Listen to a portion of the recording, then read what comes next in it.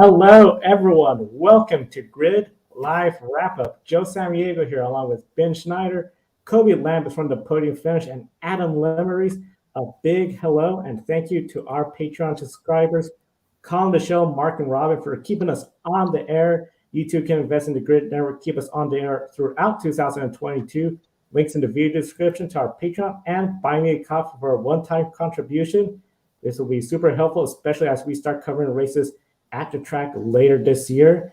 And one of the races we have to cover, I would have to say, probably the biggest one, literally when it comes to size, Talladega, the GEICO 500. And as they say, this is Talladega. That was a race that left people talking. Yeah, a lot of people always talking about Talladega, and today we saw our second repeat winner of the 2022 NASCAR Cup Series season.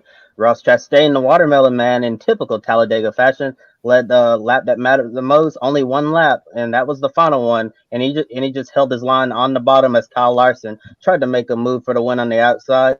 Eric Jones, who was out front at the time, went up high to block as Larson got into Kurt Busch, who bounced off the wall, came back down into his teammate Bubba Wallace, who also made hard contact with the outside wall. Both 2311 Toyotas wrecked. Second win of the year for Ross Chastain and Trackhouse Racing. Chastain ran a good race, and he's been one of the stronger performers this year in the NASCAR Cup Series. And this win puts Chastain back in the grid ranking, top 10. Starting with you, Ben, is Ross Chastain starting to make you a believer of him and Trackhouse's true potential? I got to tell you, he might be a championship favorite if he can keep this up. I know NASCAR doesn't log podium statistics as top three finishes like they do top fives and top tens, but I think this is his sixth time this year, but he's been in the top three this early in the season. It's just unbelievable how quickly he and Trackhouse have turned into what looks like legitimate championship contenders. Again, there's still a long ways to go before we get into the playoffs. I'm going to have to see that they can keep this up. And, Talladega is always a little bit of a wild card anyway, but Ross Chastain was in the right place at the right time and took advantage of a situation that benefited him, got his second win in 5 races. And I've got to tell you, this team looks so strong. And Daniel Suarez as well. I know he didn't have the greatest race today, but he's had some strong runs to start this season. I'm so impressed with what Trackhouse have done, to purchase Chip Ganassi Racing, which is a team that I think, was certainly a solid NASCAR organization. But when you think of Ganassi, you think of their success in IndyCars first. I think, their IndyCar program is a championship caliber organization. A lot of times I think their NASCAR team has really been limited to a race winning organization. We're not used to seeing the 42 car, the one car make it to the championship 4, compete for championships. I mean, I think proof of that is with Kyle Larson and what he did his first season with Hendrick compared to his stats with Ganassi.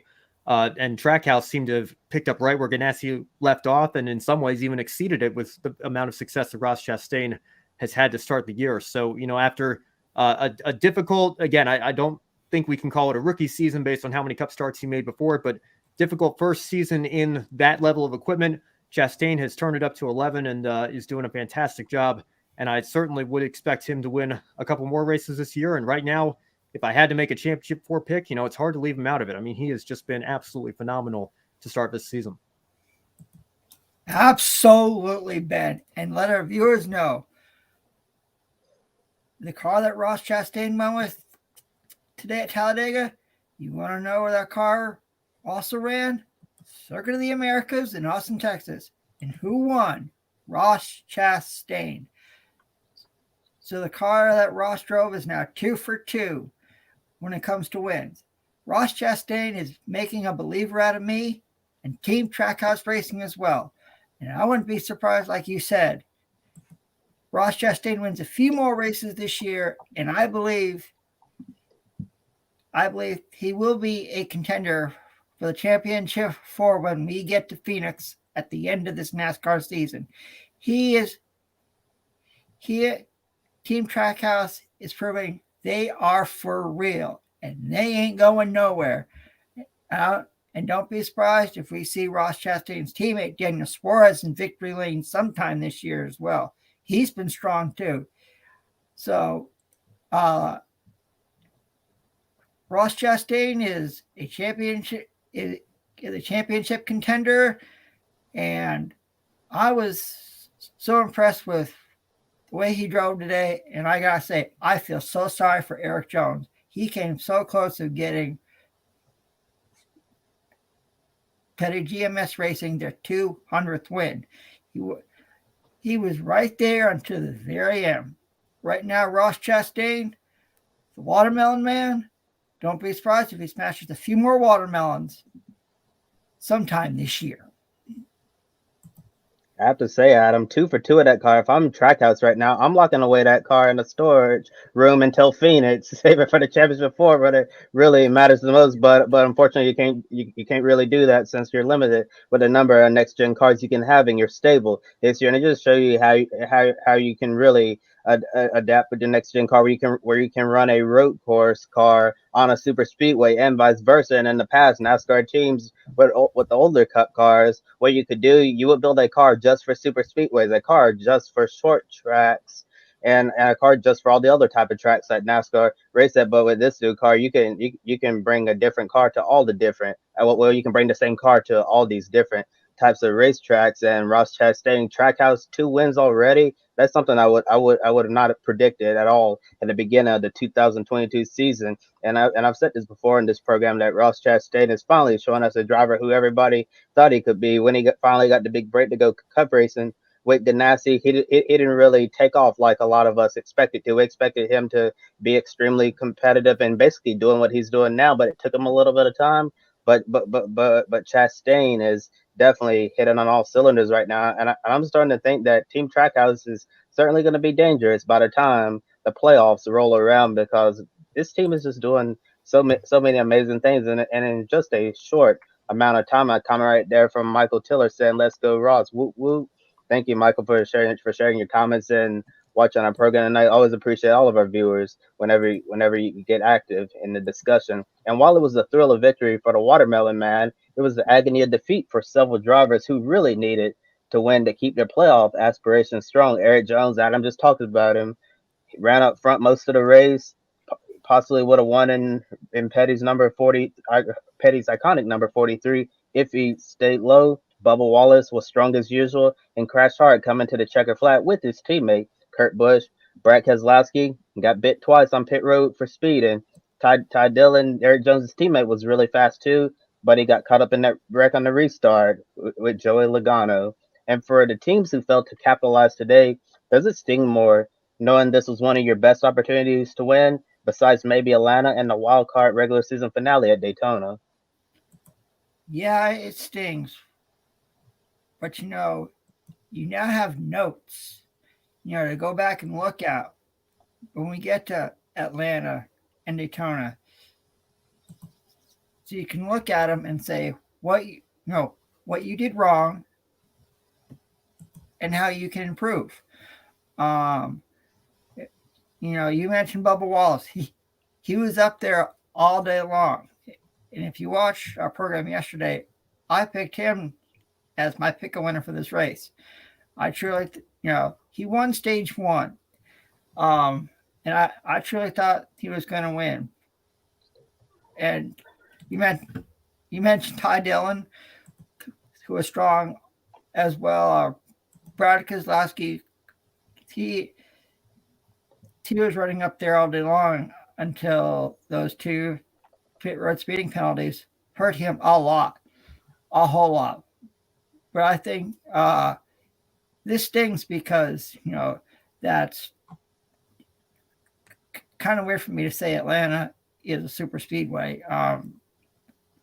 But now, when you go back to Atlanta and Daytona, you have notes to look at so you can improve on what you did wrong and what you can do right the next time around.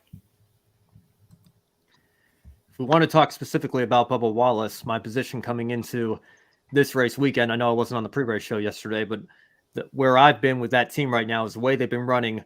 I expect Bubba Wallace to make the playoffs, but I expect him to make the playoffs by virtue of winning either today, which obviously he didn't do, winning Atlanta or Daytona, the cutoff right before the playoffs begin. I don't think that team is strong enough, at least right now, to point their way in to the playoffs. So I expect Bubba Wallace to be in the playoffs, but it's because he's such a good super speedway racer. I expect him to win one of those two races. He didn't get the win today, like I said, but I think that's his best opportunity. With the way that team's running right now, with the way Brad Keselowski's season has gone with that 100-point penalty, that's basically a 2-race disadvantage right there. We all know he has to, or almost certainly has to, win a race in order to get into the playoffs as well. So for drivers and teams like that, absolutely, it's heartache. This was a golden opportunity to steal a win or position yourself to breathe a little bit easier until we get down to the final 10 races of the year for the playoffs. And unfortunately, they didn't capitalize today. And we had a driver that was already safe, who added a win and a couple playoff points to his resume in Ross Chastain. So, I think those teams are certainly eagerly going to be looking forward towards Atlanta and Daytona to close out the season. But they're also going to be hoping that they can get a win at some point before then and not even have to worry about it when we get there. Yeah, definitely a frustrating day for Petty, GMS, RFK Racing, and 2311 as well. Eric Jones looked like he was going to win that race if it wasn't for the move that Kyle Larson made, which caused Jones to react. And I guess you can say in the moment, Eric Jones was right to go up and try to block that run. And Ross Chastain was really funny. His post-race interview said that he basically had to do nothing to win that race because everybody went high. He held his line, and boom, there's the checkered flag. And Eric Jones for Petty GMS, they've run a lot better this year than they have in recent years on all types of racetracks. But you really think at these super speedway races, it's probably going to be their best chance to win, and that might have been Eric Jones's best chance to try to get in the playoffs that way by winning a race instead of trying to point his way in throughout the course of the regular season. Unfortunate for his teammate Ty Dillon. Brad Keselowski don't really have much to add there. I think Ben hit all the points, and his teammate Chris Buescher got taken out in a wreck earlier in the race. And today was really not a good day for that team as well. But I think that out of all of those teams, the one team that has to feel the most frustration definitely has to be 2311 Racing, because you expect Bubba Wallace. He's developing to one of the top super speedway racers in the NASCAR Cup Series. So you expect him now to be run out front and contender for the win.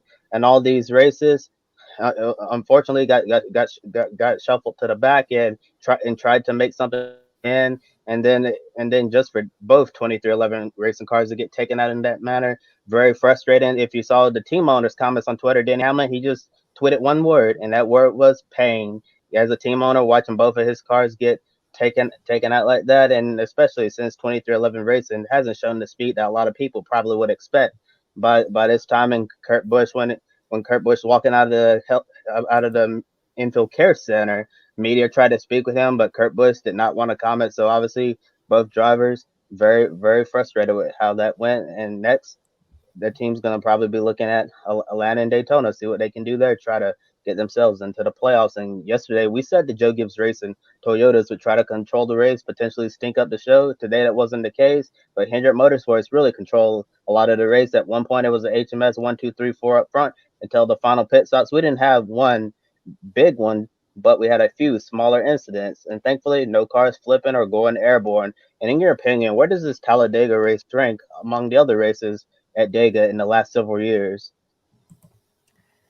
No, I'm not sure. I think that that incident where Truex, Logano, and Bubba Wallace got stacked up there, I think that was a fairly, I mean, it wasn't the big one. It wasn't like a 20-car pileup, but, it did take out a lot of good cars and send a lot of cars spinning. But you are right. Aside from that, it was a relatively cleaner race than what we've been accustomed to at Talladega in recent years. So from that perspective, I'd say it was pretty good. I think the entire final stage, right until the tri-oval at least, was clean without a caution. So, that's always a good sign of, not a lot of incidents and not a lot of repair bills for as many teams as, we've become accustomed to. I've been on record saying on this show and on social media, I'm not a fan of super speedway racing in general, just because, there's always the potential for big hits and massive accidents and things like that.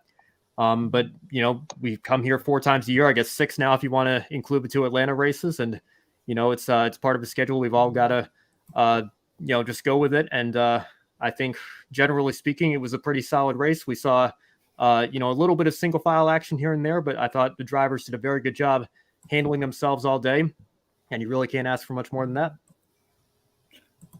Yeah, it was typical Talladega, except for the big one. And we saw We saw 2-wide racing all day long. We saw 3-wide racing all day long. We kind of remind me of the Talladega, what we saw back in the day, in the 80s and 90s.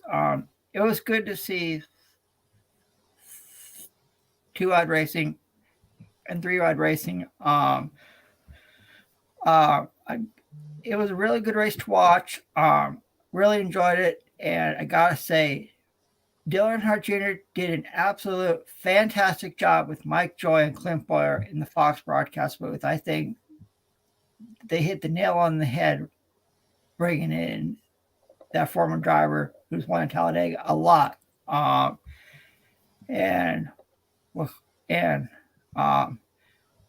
just say this: the pre-race show what Clint Boyer did, driving a car for a team that's no longer around in a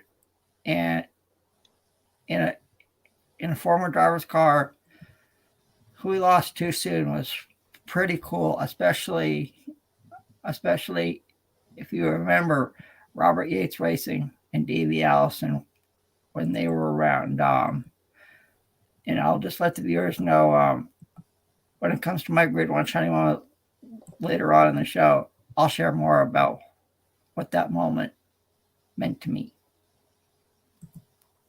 Yeah, and Talladega was the 10th race of the 2022 season with 16 more races until the playoffs. And before I continue on, have another comment from Michael Tiller saying that you agree with Ben that you're not an average watcher in NASCAR, but you've seen the massive accidents in that genre racing, but you do have respect for NASCAR considering how great it is. Appreciate you for sharing another comment there, Michael, and getting back to what I was saying. Talladega, 10th race of the season, 16 more races to go until the Cup Series playoffs, and it seems more and more unlikely that we'll see 16 different race winners or potentially more.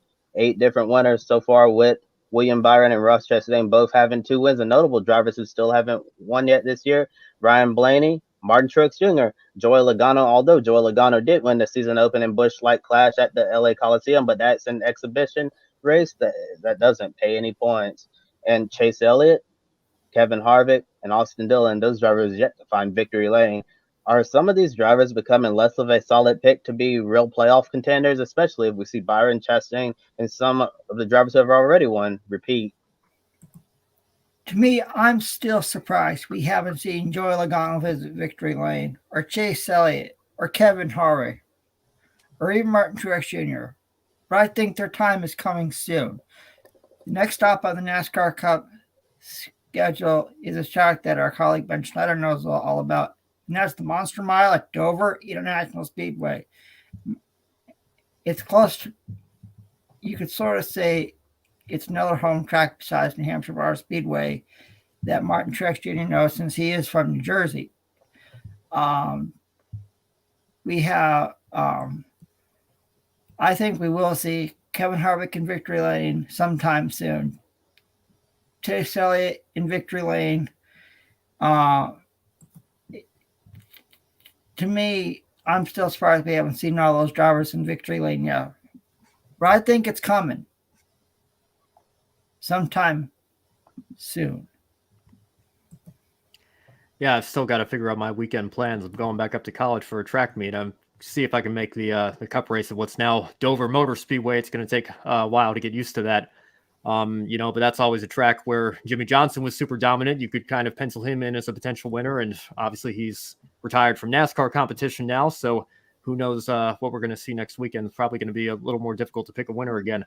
But, I look at the drivers that we listed off here: Blaney, Truex, Logano, Elliott, Harvick, and Austin Dillon, who you see right there was second today. So, if things gone slightly differently, he maybe had a shot at the win as well. I would say you can probably expect 3 of these drivers to get a win before the playoffs begin, and I would expect 4 in total to make it into the playoffs with how they've been running. I think one of them will point their way in. I don't see us getting to 16 different race winners. I think that's going to be a tall order. Despite the fact that we've seen quite a bit of parity with this next-gen car. There's always that driver or two that when you get into the summer stretch, they usually get a little bit hot, runoff, 2 or 3 wins. I expect that to happen again. Certain teams are going to figure this car out better than others and pull ahead a little bit of a gap. I think even, or maybe already seeing it with how well Trackhouse have done, and Ross Chastain picking up another win today. I'm with you there, Kobe. Maybe lock that car up until Phoenix. That car's 2 for 2 now on 2 completely different tracks. So that's showing that the next gen car is certainly you can convert it very easily and still maintain the speed and capability of it getting to victory lane. So I wouldn't be able to pencil in all of these drivers obviously making the playoffs. I think 1 or 2 will miss it, but you can certainly count on at least 2 or 3 drivers that we mentioned here getting a win. We do have quite a bit of ways to go before we get to the playoffs still.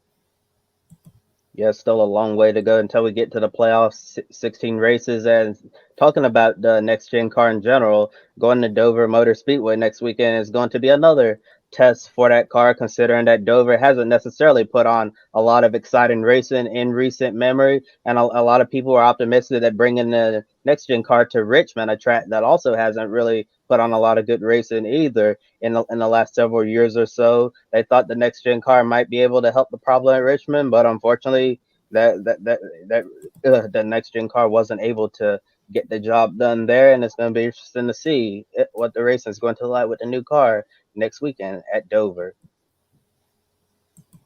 Next weekend at Dover, it's going to be very exciting to see what happened. Of course, subscribe right here on the Grid Network so you don't miss our pre-race and wrap-up programs next race weekend.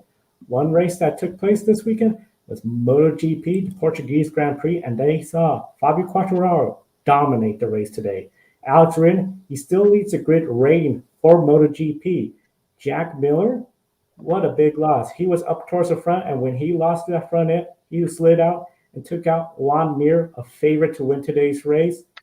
So it was a tough break to see what both Suzukis could have done, especially since we saw Rins go from 23rd to 4th place in that 26-lap race. Amazing effort. Quartararo, he is now tied with Rins for the points lead. The reason why Quartararo is listed as the points leader is because he has the tiebreaker. He has one win over Alex Rins and the Suzuki.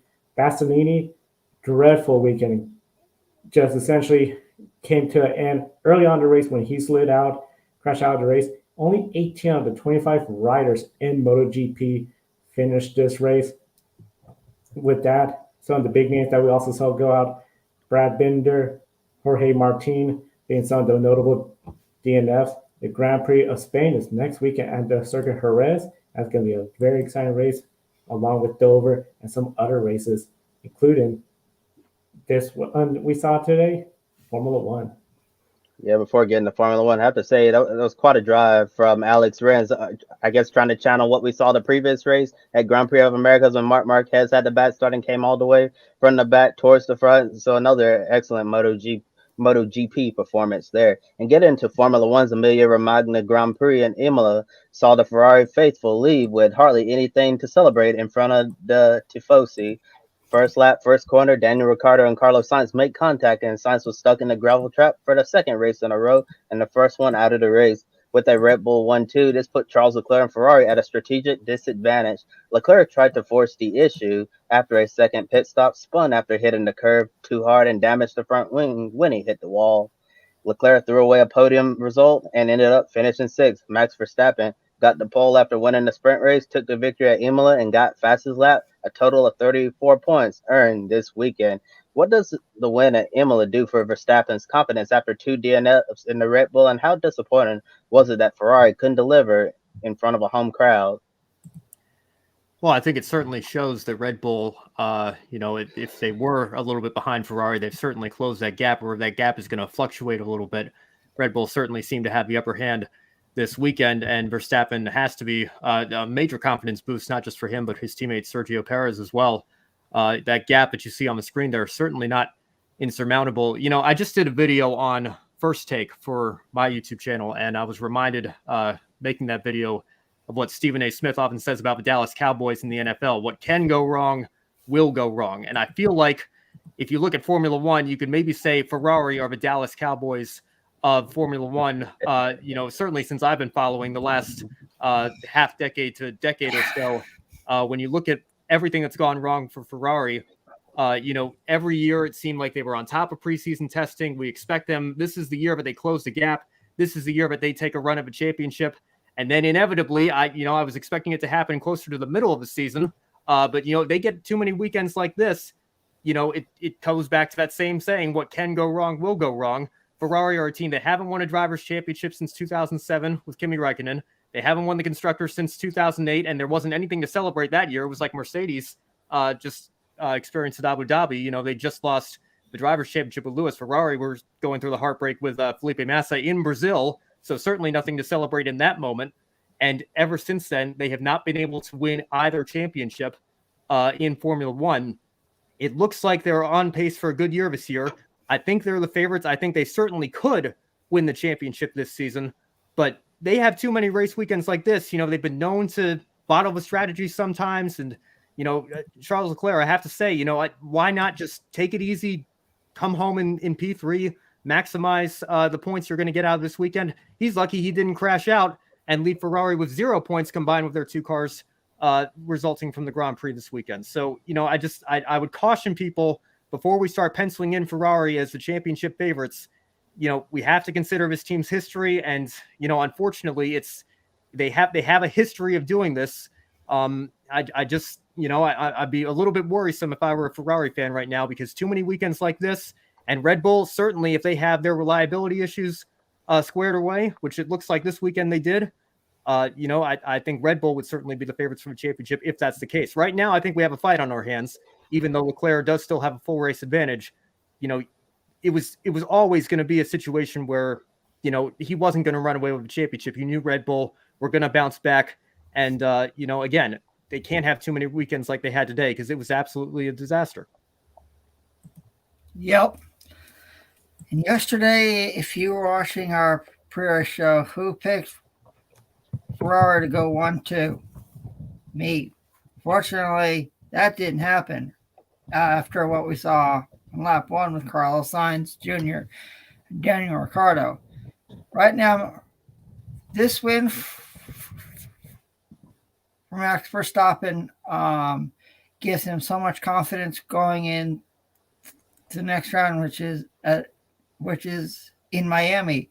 And actually, let our viewers know, Max, after the win today in Imola, Max Verstappen learned that he won the 2022 Las Vegas World Sportsman of the Year. I'm assuming for his F1 World Championship last year, and he beat some people in the world of sports we all know. Caleb Dressel, who is an Olympic swimmer, Novak Djokovic, who is a Grand Slam tennis champion, and I can say, yeah, he even beat Tom Brady. So though this one gives Max Verstappen a lot of confidence going into Miami, and right now, like you said, Ben, Ferrari cannot have any more weekends like this. Otherwise, Red Bull is going to literally run away with the Constructor Championship as well as the Drivers' Championship, and we could see Max Verstappen go back-to-back as an F1 World Champion. And I have to say, I really like Ben's comparison, calling Ferrari the Dallas Cowboys of Formula One. America's team, and everybody likes to pick on the Cowboys. And Not Ferrari. Just because I'm an Eagles fan. Yeah, Because I'm Eagles fan either. Yeah. Ask Skip Bayless about the Dallas Cowboys. I don't know if we should go that far, but I would make the comparison either way. That's just what they remind me of right now. And I know. I just want to caution people because they have a history of doing this. Oh yeah. Ferrari definitely has quite a history, and we like to make fun of Ferrari and their strategy. Death, taxes, and Ferrari messing up their strategy call. It's just one of the things that are just given in Formula One. And getting back to the question itself, I think Max Verstappen and Red Bull definitely have to fill a lot better about things moving forward. They definitely had to have the speed in the car to take the fight to Leclerc and Ferrari for this year's Formula One World Championship. But the big question, the start of the season, we've been wondering about their reliability. Can they get the car reliable enough to fight Ferrari week after week? And based on today's performance, maybe just maybe Red Bull have solved the problem, and they can keep on doing that. And it was definitely really disappointing for Ferrari that they weren't able to get the job done and deliver in front of their home fans. And looking at all the races on the schedule, you definitely want to win the crown jewel event like the Monaco Grand Prix, but also coming from Italy, Ferrari, you want to take pride. You want to win these races at Imola and Monza, because those are your home races. That's the country where your factory is at Maranello. So you want to do extremely well at those two Grand Prix events, just like you want to do on the streets of Monte Carlo. But I'm sure Ferrari is going to be able to bounce back from this and go out there and get them next time. And here's a follow-up question, starting with you, Adam. Red Bull 1-2 today with Verstappen winning the Emilia Romagna Grand Prix and Sergio Perez coming home second. They were 2-3 at the last race at Albert Park in Melbourne, Australia, until Max had an engine failure. Does Red Bull currently have the best driver pairing, and can they keep up this run? I think they can, Kobe. Next time we see Formula One is at a brand new street circuit here in the United States at Miami, Florida. And like I just said, right now, this is Red Bull's year to win the Constructors' Championship as well as the Drivers' Championship. Max Verstappen is on a high after winning today's race at Imola. And, and his teammate Sergio Perez, he's also good. And I wouldn't be surprised if he wins sometime this year. I wouldn't be surprised if Sergio Perez wins sometime this year as well. That team is strong, very, very strong, and it's going to be hard to beat them as the season progresses. Right now, I think it's Red Bull 1, Ferrari 2, and it's going to be hard to beat the Oracle Red Bull team. They are so strong. Yeah, they are strong right now. And, this is kind of what I've been saying the last couple of weeks. I think, they were right there with Ferrari. They just had to get the reliability sorted out. And, I think that was proven today. They have the capability to win this championship. Max Verstappen has the capability to defend his championship. And Adam, I'm with you. Sergio Perez certainly has the capability to win a race or two as the season continues. I think it would be pretty disappointing if he doesn't. To answer the question, though, I'm actually tempted to say I think Mercedes might have the best driver pairing. We're seeing what George Russell is doing with this car, which clearly, Lewis Hamilton got lapped today by Max Verstappen. That's something that 12 months ago would have been unfathomable to be sitting here talking about that right now. But we are, and you see him down there in P13. It's clearly not as much of a problem for George Russell. So I don't know if, it's just the car doesn't fit Hamilton's driving style as much as it fits George Russell's. But, if you had told me Hamilton would be down in P13 to start the season, I would have been surprised, but I would have figured it'd be because Mercedes got the car completely wrong. And because of that, Russell would be down in 15th or something like that as well. But George is having about as good of a start to the season as I think you could have asked for. Clearly, Mercedes have some work to do. I don't know if it was just Imola and the combination of things didn't go Lewis Hamilton's way this weekend. But, for Russell to be up there, flirting with a podium place, I guess not really flirting with a podium place, but I'm just talking in terms of the leaderboard, right after the top three spots there. I think that's absolutely incredible. And so I want to give a shout out to him for how well his season has gone so far. But in terms of between Ferrari and Red Bull, I think it's hard to beat the pairing that they have right now with Verstappen and Sergio Perez. I think Perez has absolutely been Verstappen's best teammate since Daniel Ricciardo left after the 2018 season. And like you said, Adam, I expect him to win a race or two for himself as the season goes on.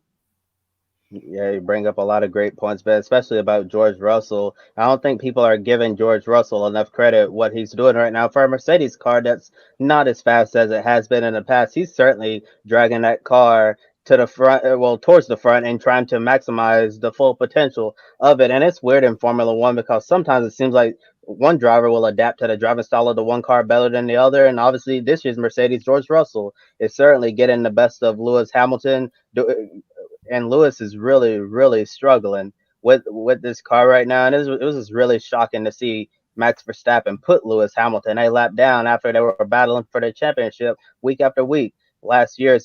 And as I said yesterday on Grid Live pre-race, I think the 2022 season, if Mercedes aren't able to improve the car enough for Lewis to be in the fight more often, I think 2022 is going to be a real humbling season for Lewis Hamilton, and hopefully he'll be able to grow from that experience if things do not get better. But I'm expecting Mercedes to get the car faster, and I think Lewis is going to be a lot more competitive moving forward as we get deeper into the season.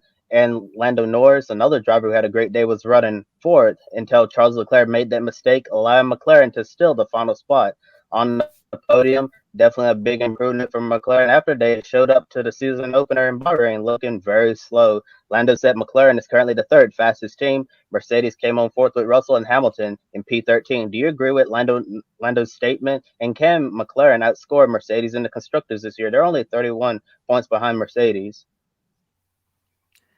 Well, they certainly weren't the third fastest team in Bahrain.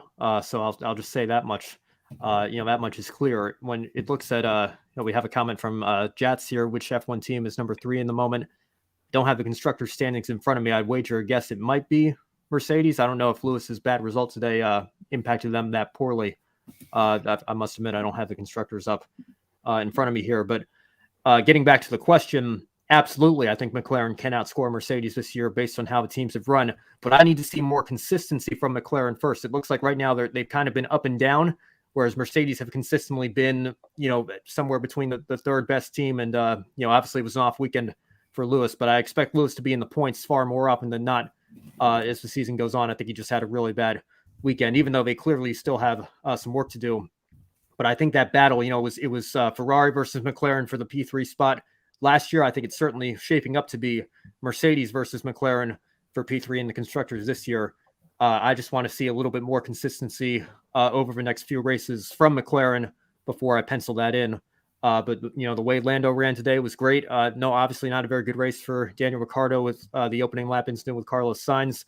But, Norris is due for a win, I think. I don't know if he can get it this year. We'll, again, have to see how strong McLaren can be on average throughout the season. But can they outscore Mercedes? Absolutely. Yeah, I want to say thank you to Beth, who's watching from Australia today, and so thank you, Beth, for the comment. Right now, it was really nice to see Lando Norris get a spot on the podium. McLaren, since their slow start in Bahrain, I think they've improved a lot. And could we see Lando Norris win this year? It could happen, like you mentioned, Ben. But right now, I think Mercedes needs to do something. Otherwise, McLaren is going to pass them in the Constructors' Championship. So it's going to be interesting to see. Next time we see Formula One is at a brand new track in Miami. So you could sort of say it's like a wild card race for everyone since nobody's ever raced there before. So we'll see what happens. Yeah, Adam. Next race weekend, brand new event, the Miami Grand Prix around Hard Rock Stadium, right here in the United States of America. There's gonna be no data available. Brand new circuit. Everybody's gonna be starting from scratch. It's gonna be really interested to watch Formula One race in Miami, Florida. And Ferrari didn't bring their upgrades because it was a sprint race weekend. Red Bull looked very strong this weekend. Great performance from both drivers, and Ferrari, as we mentioned, wondering what could have been. Do you expect Ferrari to be the favorites enter Miami, or is that favorite right now Red Bull? I think it's Red Bull going into Miami. Max Verstappen, as we all know, won today. He's the points leader, so and we have the standings here on the screen. Max Verstappen and his teammate Sergio Perez are second and third. So I think to me, right, and we have a comment from Humperdinck.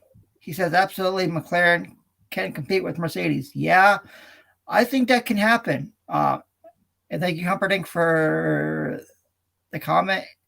And we thank all of our viewers for the comments and keep sending them our way because we love to display them on the screen. So I think right now it's got to be Red Bull at Miami. Yeah, speaking of comments, Beth has another one here. I meant, what's your opinion as to which F1 team is number 3 this year? I think it's going to be either McLaren or Mercedes. I think it's a little bit too early to tell. For my money, we'll have to see how consistent either one of them can be as the season goes on. But I think that's where the battle is going to be here. Sorry, the question, Ferrari or Red Bull being favorites in Miami, you're going to have to ask me after FP1. We're going to a brand new track, something that I think is a complete wild card. It's very difficult to say going into it if it's going to be a track that favors the Ferrari or the Red Bull, with how early in the season it is with these new cars and being a completely brand new track. Like I said, get back to me after FP1 on that one. Another comment from Humperdinck here. I feel like Mercedes' performance will vary a lot based on the track more than most teams. I tend to agree with you there. There are some races where I think Mercedes might be not too far behind Red Bull and Ferrari. There are other races where I think it's going to be a complete struggle for them, and it's just going to depend on the circuit. I do expect Lewis to win a race this year, though. He's won at least one race every season throughout his career, including with Mercedes. He did pick up one win in 2013 when they weren't the dominant force that they've been in the turbo hybrid era.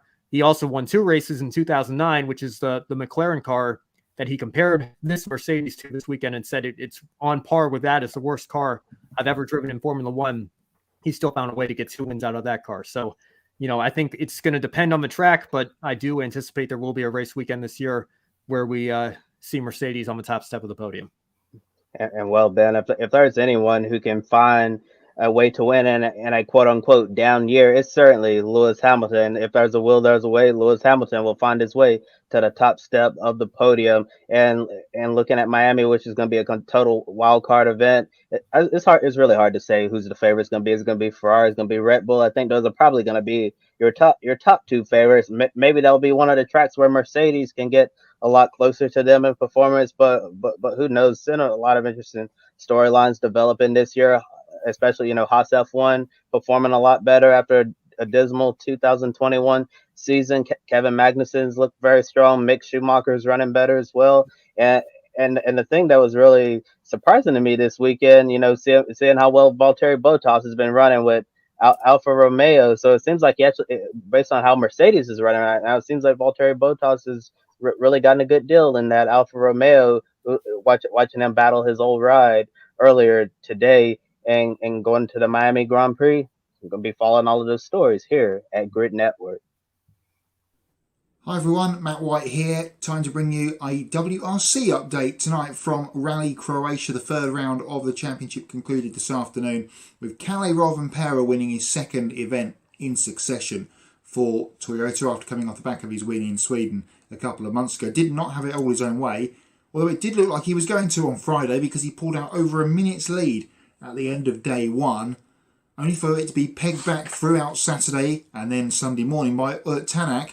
And going into the final stage, Tanak was in the lead of the rally, but a very impressive drive through the power stage from Kalle Rovanperä. Not only did he win the power stage, he overtook Tanak to win the rally as well. Maximum points for the Toyota youngster coming this weekend. Tanak finishing 2nd, and Thierry Neuville finishing on the podium despite crashing in the final stage in what was an up and down rally for Neuville. Certainly had the speed, but he was mired on Friday by alternator belt problems, penalties in service and speeding on the road section as well. So a truncated weekend for Neuville, coming with that crash in the final stage, but still got on the podium behind his teammates. So 2nd and 3rd for Hyundai. Leading forward home was Craig Breen in 4th position. Had been in the battle with Neuville for that 3rd place, but dropped away during Sunday with some issues. Elfyn Evans, the man that probably could have and should have won this rally last year until the very final corner of the event, came home 5th after a puncture on Friday set him back, and him and his teammate Takamoto Katsuta was sixth. The other two Toyotas on the event never really got going and were a long way off. Johan Rossell picked up his first WRC 2 victory of the season, finished 7th overall, ahead of the pole Ketan Kajtanovic. 9th position went to Emil Lindholm, and in 10th, the Russian Nikolai Gryazin. So that's how WRC Croatia ended up. Don't forget, we'll have a full results roundup of everything that happened in World Motorsport on Wednesday's Grid Tonight. Thank you, Matt, and we encourage everyone to follow Matt at grid_history on Twitter. Following some of the racers racing around the world this race weekend, starting with some of the female racers. Some of the big stories, of course, have to be the NHRA. Brittany Force, Erica Anders, both of them earning a big win in their class. Brittany Force, she is going for another Top Fuel championship. We'll be following her story throughout the year. And of course, we're going to be on the air with Women in Motorsports. This past week, the time of day didn't work out. We were hoping to be on the air Friday from the track. We do want to give an update. Vicky Perea is okay after a very scary crash, a near head-on collision with the wall, but thankfully she was evaluated, released from the medical center, and bruised up, but she'll be back on the track again. Of course, some of our black racers racing around the world, Antoine Brown, J.R. Todd, both of them qualifying for the NHRA race, and J.R. Todd was having a really strong performance all day, getting to the semifinal run. It's been quite a while since he got to the semifinals. Great day for him. And of course, Roger Carruth at Talladega was up front, leading laps. Great performance today. And of course, you can visit the African American Racer Association and Racing Pride is one of the ambassadors on the track. And that was the competition fluid dynamic engineer, Christina Imalides. She, of course, saw Valtteri Bottas come home 5th and Juan Zhou come home 15th after what had been a typical weekend for that rookie. And of course, linked to Racing Pride, as well as all the websites. And we encourage everyone to visit the websites we mentioned, as well as Ben Schneider's channel in the video description, plus our Patreon and Buy Me a Coffee.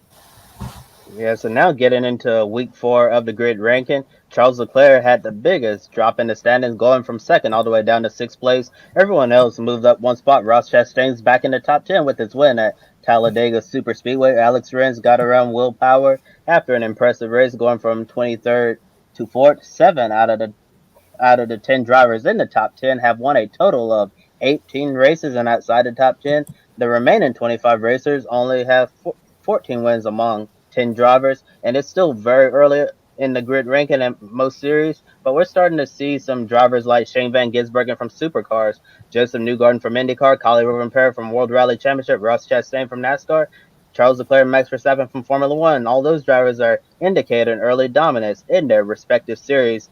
Which one of these racers listed have yet to show their full potential to completely take over and show their true dominance in their respective series? For a driver that hasn't shown their full potential, I have to go with Max Verstappen. The 2 DNFs, that put him behind the ball. But then in Saudi Arabia, he got that win.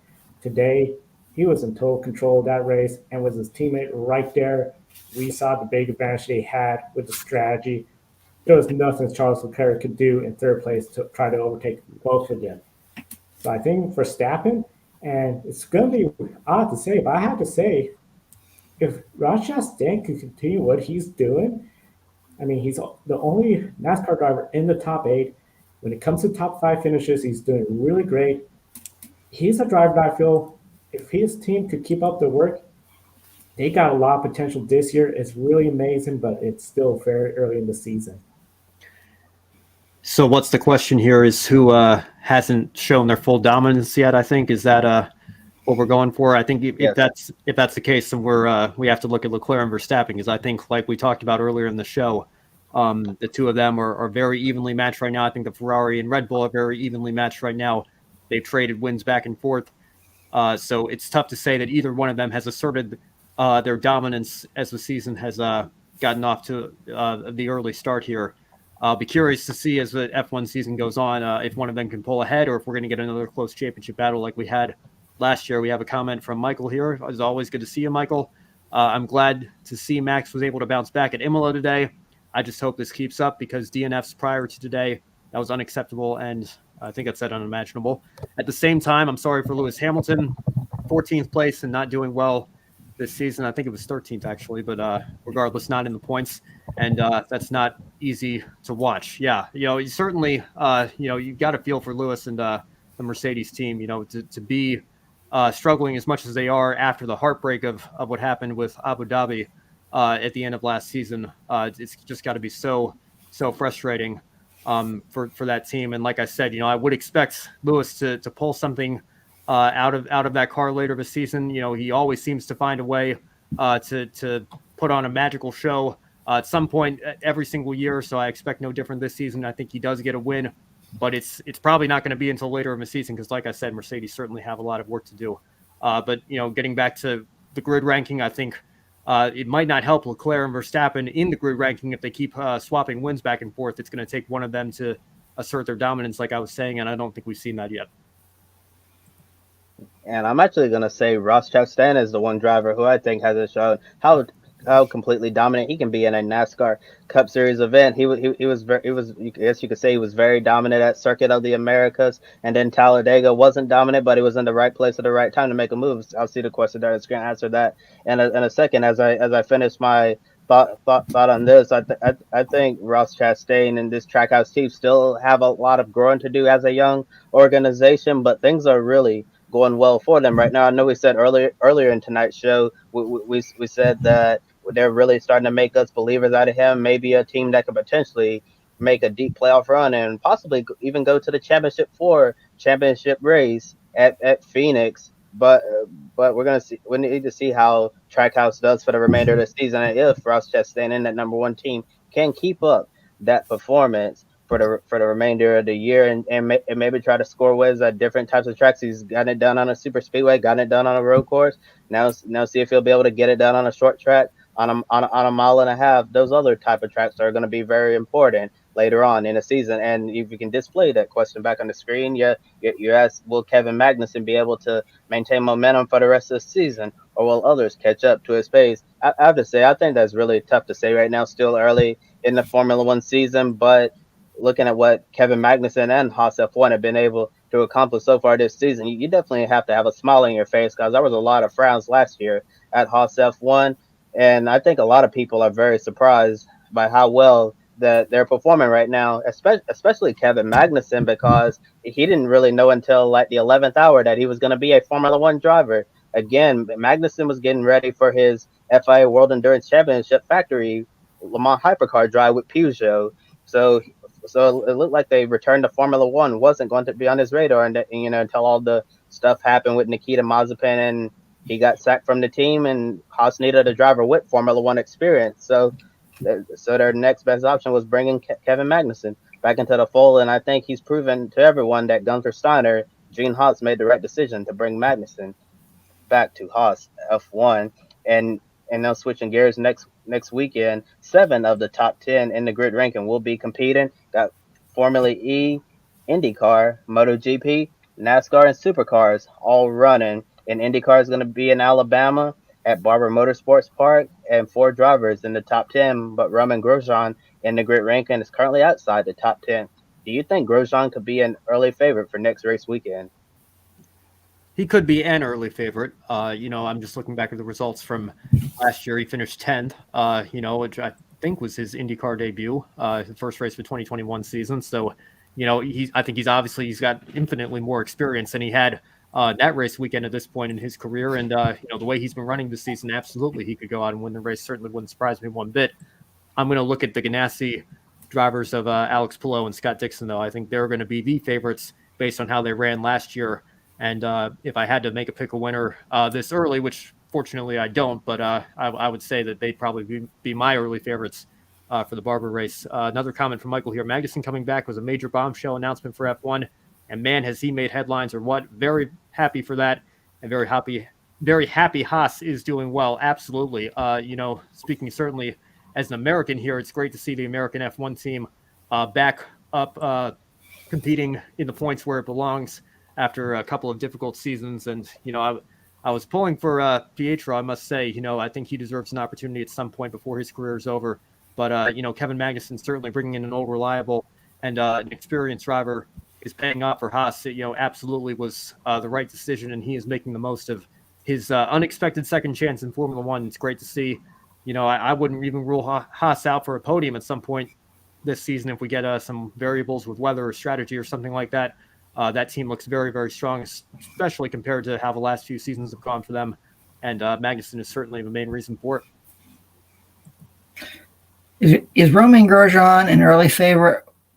We could say so, but I think when it comes to the NTT IndyCar Series, right now, you got to beat those Team Penske drivers, Joseph Newgarden, Scott McLaughlin, and Will Power. I think Team Penske is the team to beat in the NTT IndyCar Series. So, is Romain Grosjean.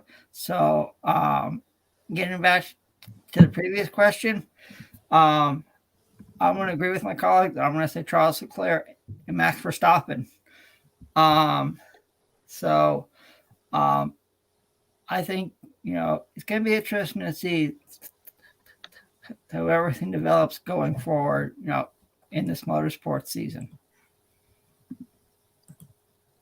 Well, I definitely think Romain Grosjean could be one of the favorites to win at Barber Motorsports Park, but I don't think it's going to be the ultimate favorite based on how this season's going. I think you certainly have to put Team Penske in the conversation for being the favorite to win at Barber Motorsports Park, especially when you look at Joseph Newgarden.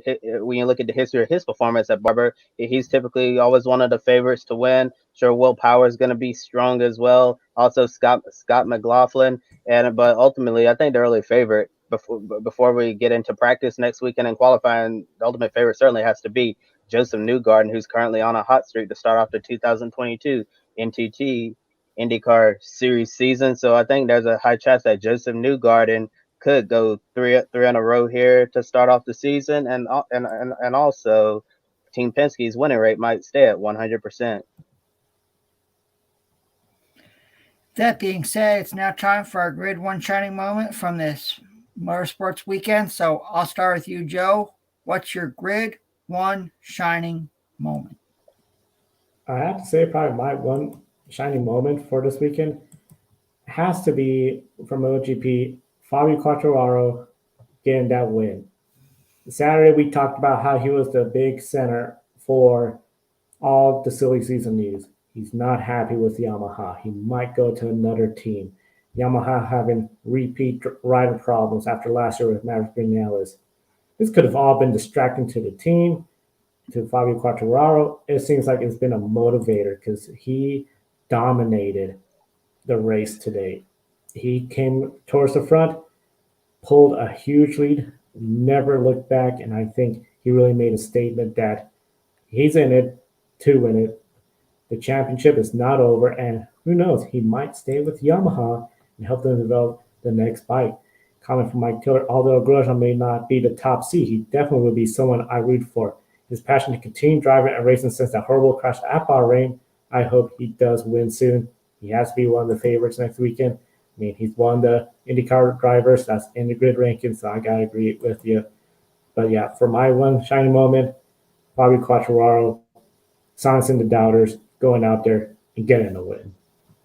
And my Grid 1 shining moment is probably not going to be a surprise to many people, probably going to be other people's one shining moment as well, wherever you're watching us from around the world. It comes from Saturday's NASCAR Xfinity Series race. How about that runner-up finish, driving that black number 3 car for Richard Childress Racing with Larry McReynolds on the pit box, Jeffrey Earnhardt. That was Dale Earnhardt Sr.'s grandson. That was definitely quite a result for Jeffrey. A lot of people were really excited to watch him and Larry Matt work together, drive for Richard Childress, and try to show off some of that magic of driving the number 3. And I have to say that the final lap at Talladega was really crazy because Jeffrey was a little ways back. I believe he was running 5th or 6th on the final lap, and he made some really bold and aggressive moves to try to get to Noah Gragson, who ended up winning the race. I believe if Jeffrey had one more lap, he could have possibly gotten there, but it was just a little too. It was too little, too late, and the way he was working the draft on the final lap, the way that he was,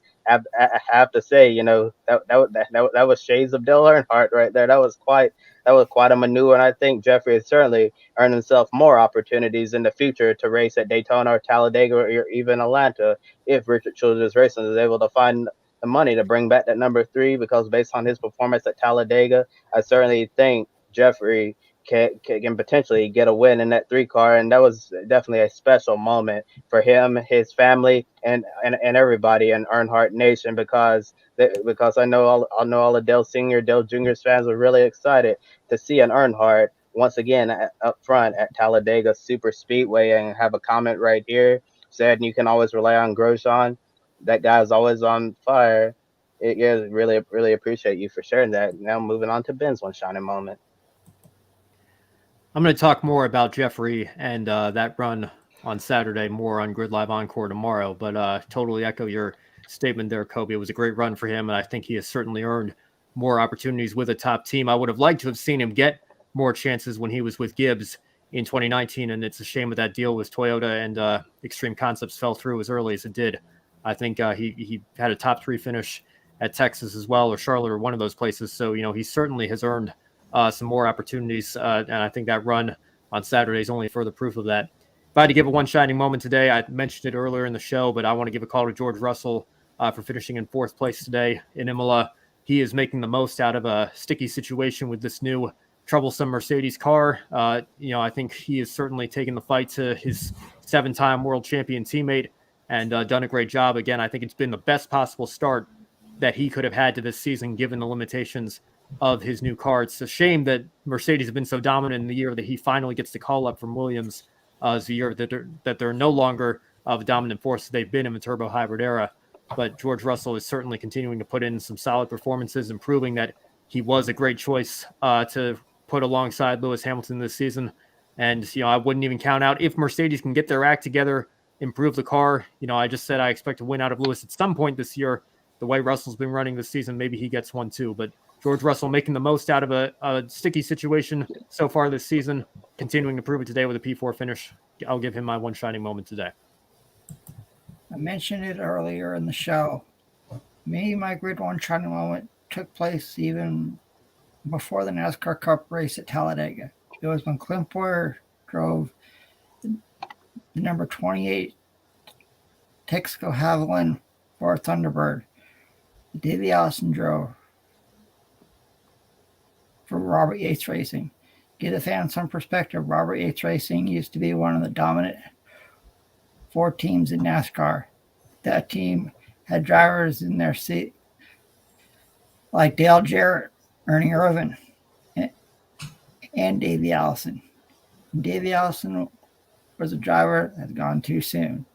Davey Allison got his first career NASCAR Cup win in 1987 at Talladega Super Speedway in Alabama. That same race featured a spectacular accident by his father, Bobby Allison. And if you're wondering why NASCAR uses restrictor plates,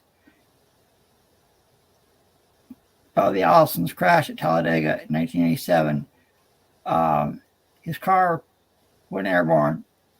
It went into the catch fence, and it took a long time to repair the catch fence on the front stretch. Davey Allison was part of the infamous Alabama gang, which included him, his father Bobby, Neil Bonnet, who was a sensational driver, and Red Farmer. And Red Farmer is still racing to this very day at the Talladega short track across the street. Davey Allison went on to win 2 more Cup races at Talladega. He had 1 career win in the Daytona 500 in 1988. Davey Allison finished second to his father Bobby. And 1993 at Loudon, New Hampshire, me, Mom, and my dad, we saw Davey Allison run his last ever NASCAR Cup race before he was killed in a helicopter crash a few days later. What Clint Bowyer did today brought back a lot of memories for me, a lot of memories from NASCAR fans, and a lot of memories from especially fans from Alabama. Seeing that was truly special. And a lot of viewers know go on YouTube and you can go watch Davey Allison drive. He was a sensational driver, gone too soon. And for me, my Grid Report honeymoon has to be Clint Boyer driving Davey Allison's number 28 Texaco Havoline Ford for Robert Yates Racing back in the day. It was truly special for me. I still remember the 28. That was a sad 1993 season, and one of the most saddest times of Talladega Speedway was that pre-race memorial for Davey Allison. A couple more comments. Yes, George's performance overshadowed by focus on Hamilton's lack thereof. I think referring to George Russell's performance in that Mercedes. Mercedes not what it was in the past. George Russell is making it work. That's what a good racer will always do, no matter what kind of equipment they're with.